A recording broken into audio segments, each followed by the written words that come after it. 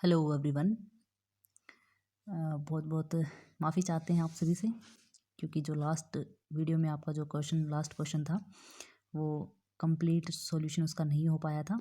Video बीच में ही रुक गया किसी कारण से। और चलिए अब स्टार्ट करते हैं, लास्ट वाले क्वेश्चन से स्टार्ट करते हैं। What will be current through a bulb of 220 volt to 100 watt, what is the resistance of its filament. देखिए आपसे जो है फिलामेंट का क्या पूछा है, रेजिस्टेंस आपसे पूछा है। गिवन क्या है आपके पास में, पोटेंशियल गिवन है वो है 220 वोल्ट, ठीक है। और आपके पास में पावर गिवन है वो है 100 वाट। रेजिस्टेंस आपसे पूछा है, तो यहाँ से जो है आपके पास एक इक्वेशन होती है, वो होती है power is equal to V square by R. ये आप सबने फॉर्मूला पढ़ा होगा, बहुत ही जो है बेसिक सा फॉर्मूला है। आप इसमें वैल्यूज़ को पुट कर दीजिए। 220 का स्क्वायर डिवाइड बाई आर जो आपके पास में गिवन है, और पावर आपके पास में 100 वाट दे रखी है। यहाँ से इसका स्क्वायर कर देंगे तो क्या आ जाएगा, 48400 divide by R is equal to 100। यहाँ से इस 2 जीरो को काट दीजिए। आर की वैल्यू आपके पास में क्या आ गई, 484। रेजिस्टेंस को किसमें मापते हैं, ओम में, तो ये आपका आंसर हो जाएगा 484 ओम जो है ये आपका आंसर हो जाएगा। नेक्स्ट क्वेश्चन पे आते हैं भाई, the value of g in SI system. Gravity की वैल्यू पूछी है आपसे एसआई सिस्टम में, तो ये आप सभी को पता है, newton metre square per kilogram square होता है। इजी क्वेश्चन है, कोई बात नहीं।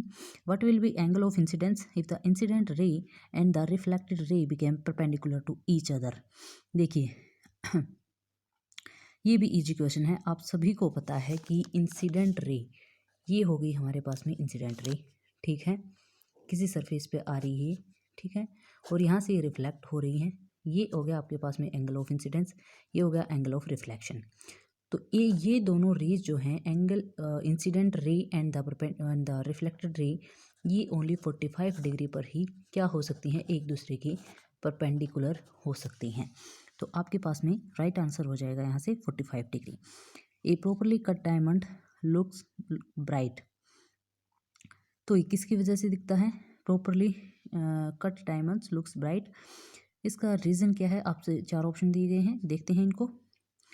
ड्यू टू हार्डनेस की वजह से, due to its high refractive index, due to absorption of light by it, और due to emitting of light from the diamond. तो इसका राइट आंसर हो जाएगा due to high refractive index, जिसको हम म्यू से डिनोट करते हैं। म्यू क्या होता है आपको पता ही है, स्नेल जला के according sine i, angle sine i upon sine r, ये आपके पास में होता है। और हाई रिफ्रैक्टिव इंडेक्स की वजह से ही डायमंड जो है ब्राइट दिखता है, काफ़ी हाई होता है इसका रिफ्रैक्टिव इंडेक्स।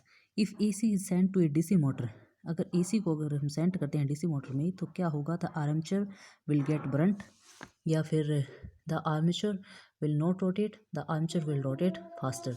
तो डीसी के अंदर जो होता है, डीसी के अंदर आपकी जो आर्मेचर होती है वो फिक्स्ड होती है, रोटेट नहीं करती है, विल नॉट रोटेट, ये वाला आपका जो है राइट आंसर हो जाएगा। If A ray of light passes और इंटर्स glass from the air, glass आपके पास में डेंसर मीडियम है, डेंसर मीडियम से अगर रेयर मीडियम के अंदर जा रही है, एयर मीडियम के अंदर जा रही है, मतलब आपके पास में कोई रे ऑफ लाइट है, वो ग्लास से जो है होती हुई और एयर के अंदर जा रही है, ठीक है, तो वो एक मीडियम से दूसरे मीडियम के अंदर जा रही है। तो जब भी अगर मीडियम को चेंज करती है कोई भी रे ऑफ लाइट, देन वो कुछ ना कुछ लूज़ करती है, तो उसकी वेवलेंथ जो है इफेक्ट करती है, उसकी वेवलेंथ डिक्रीज हो जाती है। तो यहाँ पे आपका राइट आंसर हो जाएगा वेवलेंथ डिक्रीजेस।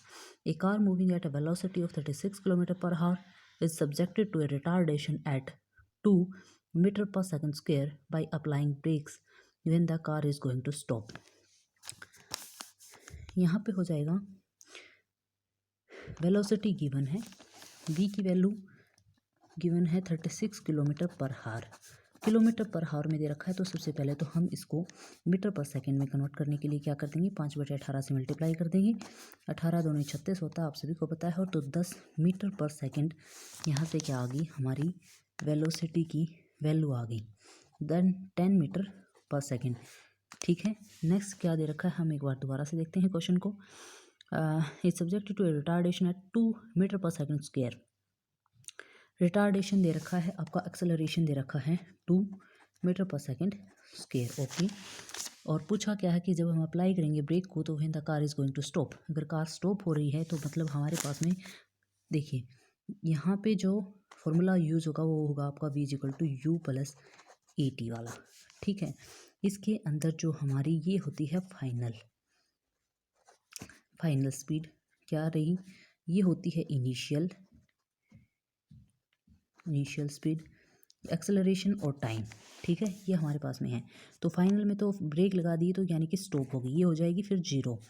यू की वैल्यू इनिशियल हमारी 10 मीटर पर सेकंड आई है, प्लस में जो रिटार्डेशन है ये नेगेटिव में होता है, ये -2 हमारे पास में गिवन है, और 2t।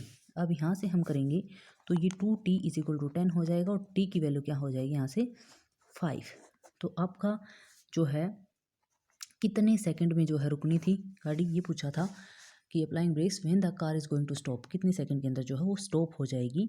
कोई गाड़ी 36 किलोमीटर पर आवर की स्पीड से भाग रही है, उसका retardation 2 metre per second square दिया गया है, जब हम उस पर ब्रेक अप्लाई करेंगे तो कितने सेकंड के अंदर रुक जाएगी, ये आपका क्वेश्चन था। तो यहाँ पे आपका आंसर आ जाएगा 5 सेकेंड्स, ठीक है। A person weighing 100 pounds climbs a 300 feet high tower in 5 minutes. Sorry. A person weighing 100 pounds climb a 300 feet high tower in 5 minutes. What is the power of that person in horsepower? horsepower में आपसे पूछा है horsepower, ठीक है भाई, okay. Horse power में आपसे पूछा है, मतलब जैसे BTU में आपने कन्वर्ट किया था जिस तरह से, वैसे ही आपको अब हॉर्स पावर में करना पड़ेगा। आपको 100, एक चीज़ और ध्यान रखिए, आपको क्या क्या गिवन है, 100 पाउंड्स में आपको मास गिवन है। पहले तो इसको हम किलोग्राम में कन्वर्ट करेंगे, ठीक है। फिर हमारे पास में 300 फीट में हमें हाइट गिवन है, इसको हम मीटर में कन्वर्ट करेंगे। और हमारे पास में क्या गिवन है भाई, और हमारे पास में मिनट 5 मिनट गिवन है, इसको भी हम किस में कन्वर्ट करेंगे, सेकंड्स में, यानी कि 5 × 60 ये 300 सेकंड्स, ये हो जाएगा टाइम। तो और जो है पाउंड को करेंगे, पाउंड को जब हम किलोग्राम में कन्वर्ट करते हैं तो 0.454 से जो हम मल्टीप्लाई करते हैं तो ये हमारा किलोग्राम में कन्वर्ट हो जाएगा मास। तो यानी कि 100 इंटू में 0.454 से जब हम करेंगे तो ये मास हमारा आ जाएगा 45.4 किलोग्राम। अब हमारा मास आ गया है, ठीक है। और ये हमारे पास में फीट को हमें किस में, मीटर में कन्वर्ट करना है, तो 0.305 से जो है इसको करेंगे तो ये हमारे पास में कितनी आ जाएगी, 305 की मल्टीप्लिकेशन कर दीजिए 3 से और 2 0 ऑल्सो, ठीक है। एक और ये 91.5 मीटर आपकी हाइट आ जाएगी। देखिए अब यहाँ पे लिख लेते हैं साफ साफ, मास आपका कितना हो गया, 45.4 किलोग्राम हो गया मास आपका कन्वर्ट करने के बाद में। हाइट आपकी कितनी हो गई है, 91.5 मीटर में हो गई है। और आपका टाइम जो है वो आपका हो गया है 300 सेकेंड्स के अंदर। अब हमसे क्या पूछा है, एक बार क्वेश्चन पे चलते हैं। क्वेश्चन ये रहा हमारा, a person weighing 100 pounds climbs a 300 feet high tower in 5 minutes. What is the power of that person in horse power? तो उस पर्सन की पावर पूछी है हमसे और हॉर्स पावर में पूछी है। तो यहाँ पे पावर का फॉर्मूला एक होता है, वो होता है mgh/टाइम, ठीक है। तो यहाँ पे मास लिख देंगे, ग्रेविटी की वैल्यू यहाँ पे 9.8 लेंगे, मास ले लेंगे 45.4 और हाइट हमारी कितनी है 91.5 और टाइम है 300 सेकेंड। जो आपके पास आएगा उसको हम कन्वर्ट करेंगे किस में, हॉर्स पावर में। तो आपका आंसर जो है आपके पास में आ जाएगा। अब आप बोलेंगे कि ये तो बहुत ही ज़्यादा जो है कैलकुलेटिव है और इतना लंबा जो है हम कैसे सोल्व कर पाएंगे। तो सोल्व करवाने के लिए आपको एक चीज़ ये है कि एक तो ये है कि सबके लिए हार्ड है भाई, अकेले आपके लिए नहीं है। तो अगर आप छोड़ेंगे, आपको लगेगा कि नहीं हो पाएगा, तो मोस्टली जो है सबको ही ये लगेगा कि मेरे से भी नहीं हो पाएगा, मेरे से भी नहीं हो पाएगा। फर्स्ट थिंग इज़ दैट अगर आप नहीं कर पा रहे हैं तो आप इसके ऑप्शंस को एक बार ध्यान से देखिए, आपको क्या गिवन है वो आप एक बार ध्यान से देखिए कि ऑप्शंस जो हैं इसके अंदर एक ही ऑप्शन आपको जो है पॉइंट के अंदर गिवन है, बाकी सारे के सारे ऑप्शन आपको पॉइंट में गिवन नहीं है। और यही रीज़न है इसका कि आप इसको बिना कैलकुलेट करे जो है इजीली कर सकते हैं, क्योंकि वही ऑप्शन आप उठाएंगे और आपका इजीली हो जाएगा। ठीक है। और अगर आप वैसे नहीं कर पा रहे हैं, सारे के सारे आपको पॉइंट में मिल रहे हैं, देन आप क्या करेंगे कि कैलकुलेट करेंगे। जो तरीका बताया गया है आपको, ये जो तरीका बताया है कि पावर ग्राम जी एच अपॉन टी, इससे में कर लेंगे। और हॉर्स पावर में आपको क्या करना पड़ेगा, जो आपके पास में ये वैल्यू आएगी, ठीक है ना, इसको कैलकुलेट कर लेना। ये आपका बन जाएगा 45.4 इंटू में 9.8 ग्रेविटी का मान है, और ये आपके पास में 91.5 आपकी हाइट है, और डिवाइड बाई आप क्या करना है 300, और जो आपके पास में आएगा फिर उसको क्या करना है, उसको डिवाइड कर देना है 746 से, क्योंकि फिर आपका ये हॉर्स पावर में जो है कन्वर्ट हो जाएगा। That's it. ठीक है, आपका आंसर आ जाएगा, क्या आएगा आपका answer 0.18 horse power, 0.18 horse power आ जाएगा। कैलकुलेशन तो कर ही लेंगे आप, इसमें मल्टीप्लाई और डिवाइड ही करना है और कुछ नहीं करना बस, क्योंकि काफ़ी टाइम लग जाएगा अगर हम इसको कैलकुलेट करेंगे। तो यहाँ पे विच प्रॉपर्टी, नेक्स्ट क्वेश्चन देखते हैं भाई। Which property of sound is used in medical clinical stethoscope के अंदर कौन सी प्रॉपर्टी यूज होती है? तो wave of sound, reflection, refraction, induced wave. देखिए स्टेथोस्कोप से क्या करते हैं, जो इंटरनल ऑर्गन की जो साउंड होती है उसको डॉक्टर जो है सुनता है स्टेथोस्कोप की सहायता से, तो उसमें जो है रिफ्लेक्शन यूज होता है हमारा। What kind of lens is required by far sighted person? Far sighted जो पर्सन होता है उसको जो है फार यानी कि दूरदृष्टि दोष ऐसा बोल सकते हैं, और इसको दूसरी लैंग्वेज में बोले तो इसको हाइपरमेट्रोपिया कहते हैं। इसके अंदर हम कॉन्वेक्स लेंस को यूज़ करते हैं। इसमें जो है दूर का दिखता है लेकिन पास का, नज़दीक का हमें दिखाई नहीं देता है। ओके, तो इसमें कॉन्वेक्स लेंस का हम यूज़ करते हैं। नेक्स्ट क्वेश्चन पे आते हैं। The charge of charged particles which from the cathode ray. इसने पूछा है कि the charge of the charge particles which from the cathode ray से अगर आते हैं तो वो चार्ज पार्टिकल, आगे ऑप्शन में देखते हैं, similar to the charge of proton, proton के चार्ज के सिमिलर होते हैं, similar to the charge of electron के होते हैं, या is similar to the charge particle, is similar to the charge of uncharge particle. देखिए कैथोड रे जो होती है वो होती है stream of electron which is only seen by vacuum, seen in vacuum sorry. तो इसका आंसर जो होगा, right answer, is similar to the charge of electron. A white crystalline substance test sweet if it is heated at turns black. The substance is, क्या substance हो सकता है? First line से ही आपको आंसर मिल जाएगा इस क्वेश्चन का।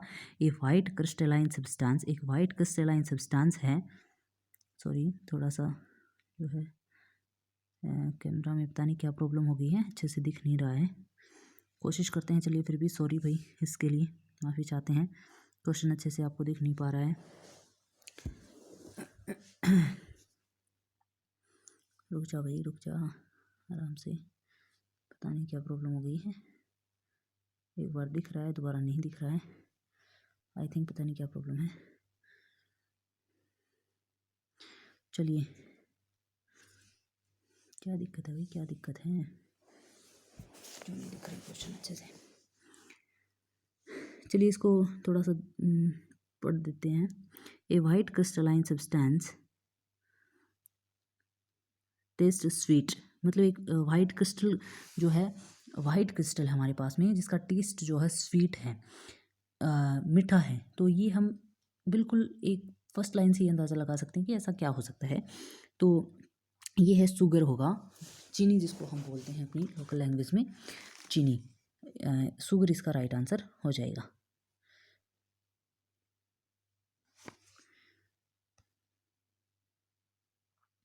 पता नहीं कैमरा में क्या प्रॉब्लम हो गई है, अच्छी वीडियो चल रही थी, अभी कुछ खास दिख नहीं रहा है इसमें, I don't know what happen. चल जाए यार, क्यों प्रॉब्लम क्रिएट कर रहा है। हाँ अब दिख रहा है भाई, एक्सेप्ट हीलियम, हीलियम को छोड़ करके how many electrons are there at the outer orbits of the other inert gas. बहुत इजी क्वेश्चन है, जितने भी इनर्ट गैस है हमारे पास में 6 हैं, मोस्टली 6 इनर्ट गैसेज हैं, हीलियम, नियोन, आर्गन, क्रिप्टॉन और जेनॉन। आपको पता ही होगा ये तो, हीलियम, नियोन, आर्गन, क्रिप्टॉन, ज़ेनन और रेडॉन, ये 6 हैं। हीलियम को छोड़ करके बाकी सबका ऑक्टेट कंप्लीट होता है, जिसका मतलब है कि उसके लास्ट ऑर्बिट के अंदर 8 इलेक्ट्रॉन प्रेजेंट होते हैं। तो इसके अंदर 8 इसका राइट आंसर हो जाएगा। नेक्स्ट क्वेश्चन पे आते हैं, what is the kind of valency H2O compound की वैलेंसी किस टाइप की होती है? तो इलेक्ट्रो वैलेंसी होती है, नहीं भाई। Covalency yes. केमिकल का कोई वो नहीं, केमिकल बॉन्ड नहीं। H2O के अंदर देखिए, H2O वाटर का जो मॉलिक्यूल है, इसके अंदर ऑक्सीजन के साथ में 2 वाटर के जो है मॉलिक्यूल लगे हुए होते हैं, ये होता है। इसके अंदर जो होती है H2S2 नहीं, सॉरी H होता है सिर्फ OH, ठीक है, इस तरह से। और इसके अंदर जो है एक इलेक्ट्रॉन हाइड्रोजन का और एक इसका, और यहाँ पे भी एक इसका और एक इसका, यानी कि पेयरिंग होती है। यहाँ पे हाइड्रोजन के पास में एक पेयर है, ठीक है, तो इसकी एक वैलेंसी है। यहाँ पे भी हाइड्रोजन के पास में इसका और इसका मिला करके एक पेयर है, 1 पेयर ऑफ इलेक्ट्रॉन, तो इसकी भी एक वैलेंसी। और यहाँ पे अगर ऑक्सीजन का देखें तो ऑक्सीजन की इधर से इस वाला भी, क्योंकि ये शेयर करके बनाते हैं भाई, शेयर पेयर ऑफ इलेक्ट्रॉन जिसको बोलते हैं हम, और यहाँ पे भी इसका एक पेयर है, तो 2 पेयर है। तो यहाँ पे ऑक्सीजन की वैलेंसी क्या है? 2 वैलेंसी है। जितने पेयर ऑफ इलेक्ट्रॉन शेयर करते हैं हम बॉन्डिंग के अंदर, तो उतनी उसकी वैलेंसी हो जाती है। तो इसके अंदर covalency is the right answer. How many litres of A 12% salt solution must be mixed with 15 liter of a 40% salt solution to obtain a 15% salt solution? ये भाई उस टाइप का क्वेश्चन है कि आपके 100 क्वेश्चन आए हैं पेपर के अंदर, और उसके अंदर जो 4-5 क्वेश्चन ऐसे आते हैं ना कि जिनको बच्चे टच नहीं करते, मोस्टली नहीं करते। अगर मेरा ये एग्ज़ाम होता और ये एग्ज़ाम के अंदर सॉल्यूशन कर रहे होते, तो मैं डेफिनेटली इसको एस्केप नहीं करते भाई, बिल्कुल भी इसको टच नहीं करते, क्योंकि एक तो ये है कि इसकी स्टेटमेंट थोड़ी पजल हो रही है। ऐसा होने को क्वेश्चन हो जाएगा, कोई दिक्कत वाली बात नहीं, लेकिन बहुत ज़्यादा टाइम कंज्यूमिंग होगा। आप इसको सॉल्व करके देखिएगा, आपको आता है तो बहुत अच्छी बात है। इसका जो है आंसर प्लीज़ कमेंट बॉक्स में ज़रूर लिखिएगा। आंसर तो इसका 125 लीटर है, लेकिन विद एक्सप्लेनेशन के साथ में ज़रूर कमेंट सेक्शन में कीजिएगा। वैसे आपको मिल जाएगा कमेंट सेक्शन में, इसका बहुत बड़ा सॉल्यूशन है। यहाँ पे करवाएंगे तो वीडियो लंबी हो जाएगी, ठीक है। नेक्स्ट क्वेश्चन पे चलते हैं। नेक्स्ट क्वेश्चन भी ऐसा ही है भाई, सोलिबिलिटी ऑफ पोटाशियम नाइट्रेट की पूछी हुई है। 20 डिग्री सेल्सियस इज 32 ग्राम पर 100 ग्राम ऑफ वाटर के अंदर दे रखा है। How much salt is required to prepare 66 gram of saturated solution? ये क्वेश्चन थोड़ा हो सकता है, देखिए कैसे हो सकता है। सोलिबिलिटी ऑफ पोटाशियम नाइट्रेट की पूछी है, इसने 20 डिग्री सेल्सियस 32 ग्राम पर 100 ग्राम के अंदर है। तो इसने सेचुरेटेड पूछा है, तो पहले तो हम सेचुरेटेड ही बना लेते हैं इसको, कि 32 ग्राम दिया गया है और पर 100 ग्राम में दिया है। तो अगर हम इसको ऐड कर देते हैं, जैसे ही हमारे पास में 32 ग्राम दिया है पोटाशियम नाइट्रेट, और 100 ग्राम ऑफ वाटर के अंदर दिया है सॉल्यूशन हमारा पर 100 ग्राम ऑफ जो है वाटर का वो दिया गिवन है। तो सेचुरेटेड बनाने के लिए हम दोनों को ऐड कर देते हैं, 132 हमारे पास में इसका सेचुरेशन आ जाएगा, सेचुरेटेड आ जाएगा, ये हमारे पास में पोटेशियम नाइट्रेट है, ठीक है।